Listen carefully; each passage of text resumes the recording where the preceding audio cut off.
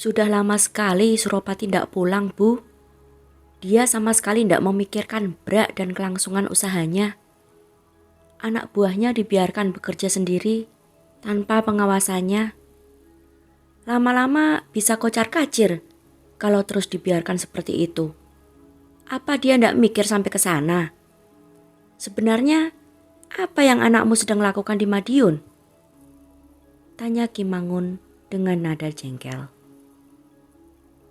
Sang istri yang sedang menata tumpukan pakaian di dalam lemari kayu jati berukuran besar di kamar mereka mendadak mematung. Suropati memang sudah terlalu lama meninggalkan rumah tanpa mengirimkan kabar. Dia kan sedang mengunjungi Pak D-nya, Pak. Paling sebentar lagi juga pulang. Jawab Bu Mangun pelan, seolah kepada dirinya sendiri. Ki Mangun mendengkus kesal. Sebenarnya yang menjadi masalah baginya bukanlah karena kepergian Suropati yang cukup lama. Tapi karena sang putra yang pergi ke rumah Pak Dejarwo, sang ipar yang membencinya. Tulis surat kepadanya dan suruh dia untuk segera pulang. Perintah Ki Mangun. Dengan mengumpat panjang lebar, lelaki sepuh itu meraih bajunya dan meninggalkan kamar dengan menghentakkan kakinya. Bu Mangun menggigit bibirnya. Perempuan sepuh itu tak tahu harus berbuat apa.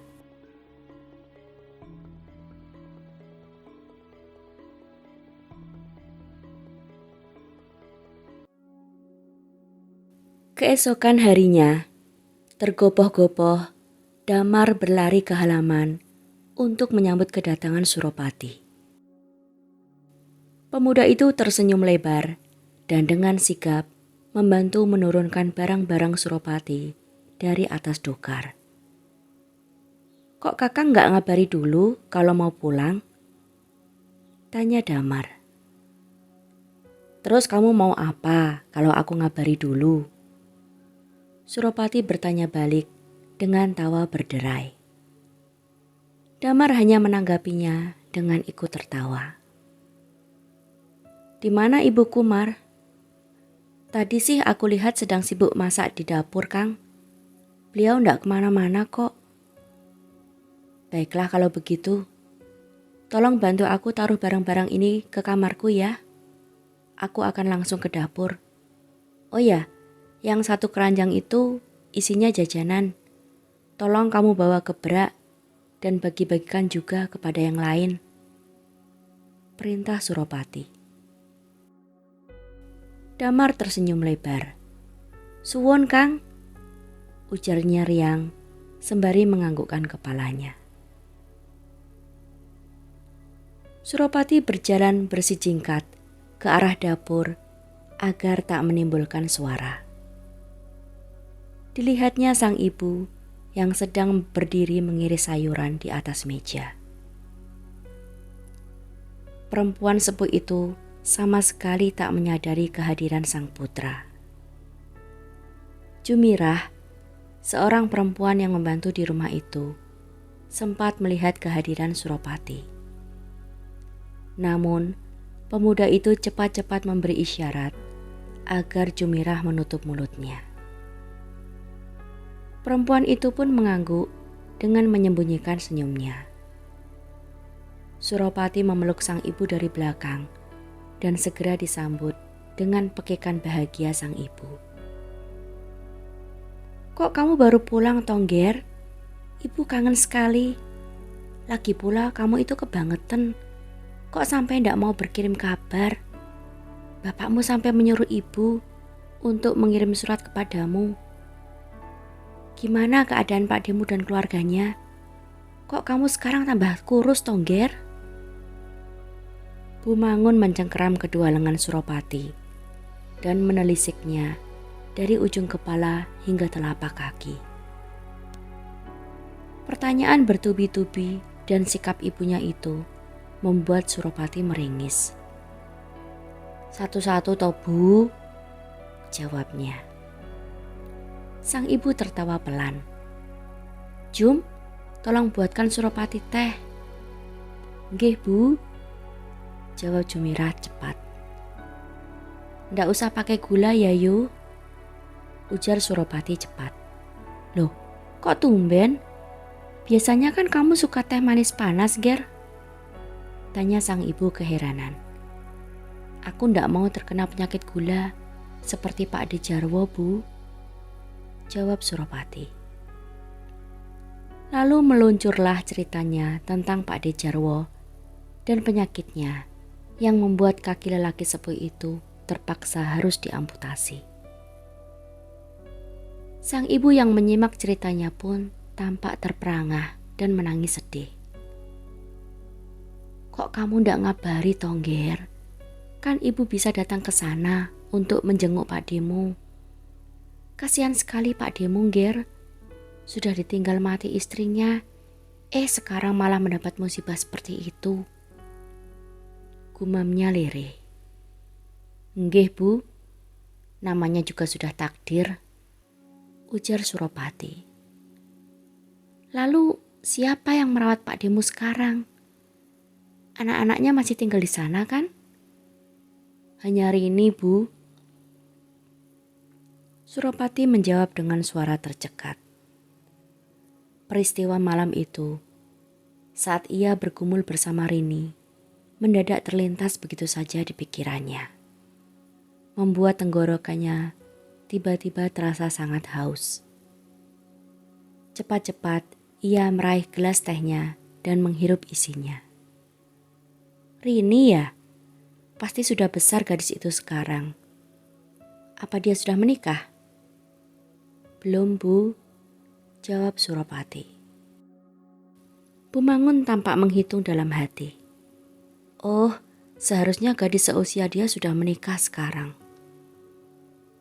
Suropati tak menanggapi ucapan itu. Ia jengah saat mendengar ucapan sang ibu yang terus-menerus membahas tentang Rini. Bapak kemana, Bu? Tanya Suropati, berusaha mengalihkan pembicaraan. Tadi katanya ke rumah Pak Punut, mau ngurus masalah tanah. Suropati mengangguk-anggukkan kepala. Ia sama sekali tak heran. Sang ayah memang jarang sekali berada di rumah saat siang hari. Aku mau kebrak sebentar, Bu, pamit Suropati seraya bangkit dari kursinya. Ya sudah sana, tapi sebentar lagi makan siang siap. Ibu tunggu, kita makan bareng. Nggih, Bu. Suropati tersenyum lebar saat mendapati para anak buahnya tampak makan bersama, menikmati aneka jajanan yang dibawanya dari Madiun. Jajanannya enak-enak sekali, Kang, ujar Damar yang disertai anggukan keempat temannya yang lain. Iya, silakan habiskan. Oh ya Damar, apa semua baik-baik saja selama aku tinggal? Dengan sebuah sapu, Suropati membersihkan permukaan sebuah kursi dari potongan-potongan kayu, lalu duduk di atasnya dengan posisi menghadap ke arah mereka. Baik-baik saja, Kang, tidak ada masalah. Tapi beberapa hari lalu, Juragan Wito datang kemari. Katanya mau pesan gebyok untuk rumah barunya. Sudah aku jelaskan harganya, tapi katanya beliau mau rembukan sendiri dengan Kakang. Ya sudah, aku bilang saja untuk nunggu sampai Kakang pulang. Aku ndak bisa ngasih harga kurang, Kang. Apalagi waktu kulaan kayu minggu lalu itu harganya sudah naik lagi, ujar Damar panjang lebar. Suropati mengangguk-anggukkan kepalanya. Ya sudah kalau begitu, nanti setelah waktu istirahat, kamu langsung segera ke rumah Juragan Wito saja. Bilang ke beliau bahwa aku sudah pulang. Baik, Kakang, jawab Damar disertai anggukan kepala. Oh ya Mar, ayo ikut aku sebentar. Suropati bangkit dari kursinya dan memberi isyarat bagi Damar untuk mengikutinya. Pemuda itu mengernyit heran. Ia hafal sekali dengan nada bicara dan gerak-gerik Suropati. Bila sang juragan sudah berbicara seperti itu, pasti ada hal rahasia yang ingin dikatakannya tanpa didengar oleh orang lain. Tampaknya Damar sudah tahu hal apa yang akan Suropati tanyakan. Pemuda itu pun menjadi sangat gelisah. Suropati mengajaknya menuju ke kebun belakang rumah. Mereka berdua duduk di atas sebuah bangku panjang yang sengaja diletakkan di bawah sebatang pohon jambu air yang rindang. "Ada apa, Kang?" tanya Damar berbisik. "Aku ingin bertanya tentang Janti. Bagaimana kabar dia sekarang? Di mana dia berada?" Meski sudah menduga pertanyaan itu, namun tak urung, Damar tetap gelisah dan menjadi tak enak hati. Pemuda itu meremas jemari tangannya dan menundukkan kepala. Batinnya sibuk memilah kata yang hendak ia ucapkan. "Janti sudah menikah, Kang," jawab Damar lirih.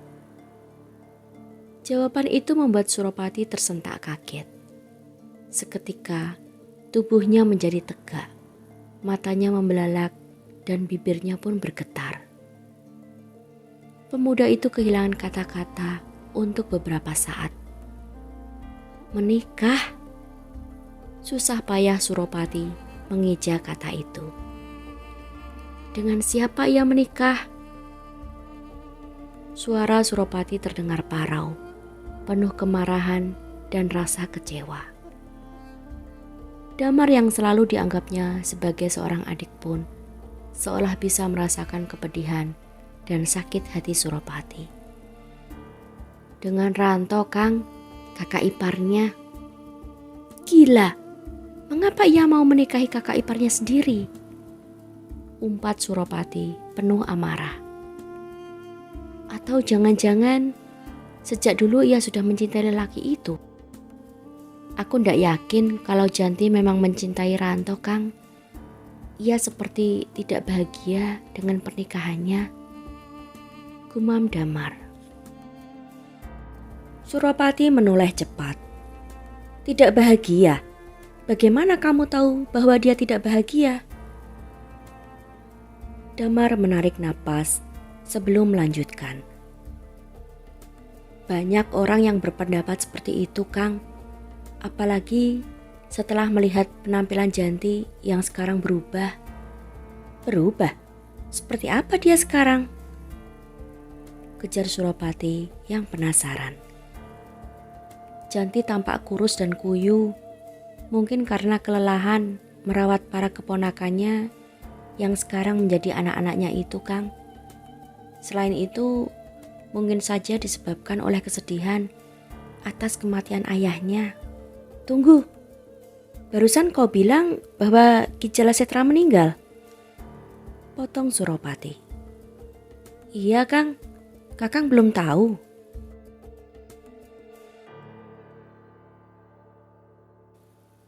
Kabar itu sungguh mengejutkan Suropati.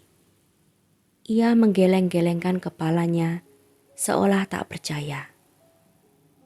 "Itulah sebabnya Janti mau menikah dengan Ranto, Kang. Dari kabar yang kudengar, itu adalah wasiat dari mendiang Ki Jalasetra agar cucu-cucunya tidak terlantar." Rahang Suropati tampak mengeras saat mendengar penjelasan Damar. Ia sungguh membenci Ki Jalasetra yang telah menjerumuskan gadis yang dicintainya itu ke dalam neraka rumah tangga dengan lelaki lain.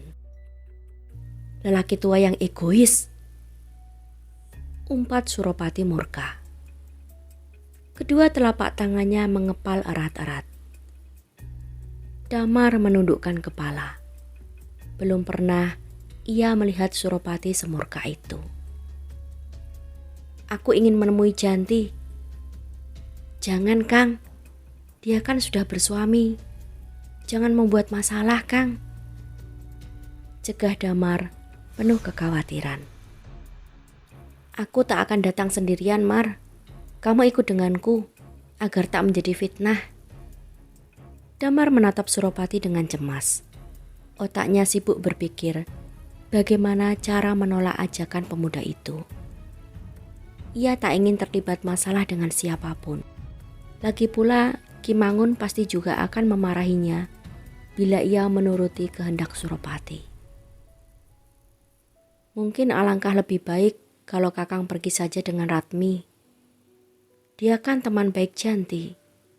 Seandainya ada orang yang melihat kalian berdua datang mengunjungi Janti, mereka pasti tak akan berpikiran macam-macam.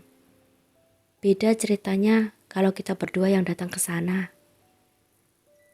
Damar berkata dengan hati-hati, seraya membatin agar Suropati mau menerima saran itu. Suropati terdiam. Ia tampak menimbang-nimbang. Dan Suropati, ditunggu ibu, makan siang sudah siap. Tiba-tiba saja Jumirah sudah muncul di belakang mereka. Damar menarik napas diam-diam. Perempuan itu tanpa sengaja berhasil menyelamatkannya dari tekanan Suropati. Iya Yu, sebentar lagi aku ke ruang makan, jawab Suropati tanpa menoleh ke arah Jumirah. Perempuan itu segera kembali memasuki dapur. Baiklah Mar, secepatnya aku akan ke rumah Ratmi, lalu akan kuajak dia ke rumah Janti, ujar Suropati. Damar mengangguk lekas-lekas dengan senyuman lebar yang merekah di bibirnya.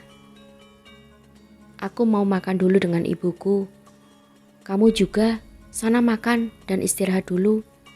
Lalu setelah itu segera ke rumah Juragan Wito. Oh iya, baiklah Kang, jawab Damar dengan antusias. Ia masih berdiri memandangi punggung Suropati saat pemuda itu melangkah lunglai melewati pintu dapur.